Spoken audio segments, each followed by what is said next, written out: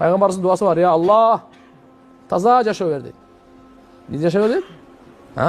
Таза жашоо бер. Я Аллах, жакшы өлүм бер дейт.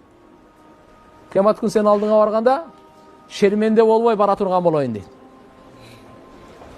Я Аллах, кандай? Аллахумма инна нас'алука мараддан гайра мухзин. Өзүңө кайтарганыңда шерменде болбойбу.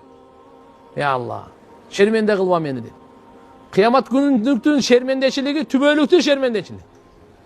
Бактысыздыгы түбөлүктүү бактысыздык.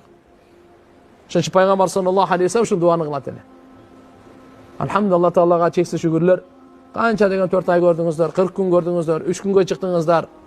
Алла Таала шүгүр. Бирок азыр биздин музакарабыз, биздин бир ушундай бир илимий мажлисибиз, ыймандашканыбыз өсүү үчүн. Бир аз болсо ham тазаланайлы. Бир аз болсо дагы ниеттерибизди жаңылайлы. Бир аз болсо дагы алдыга болгон умтулуубуз бекем болсун. Ахиретти алдыга коёйлу. Кылып аткан мээнет алхамдулиллахга чексиз шүгүрлөр.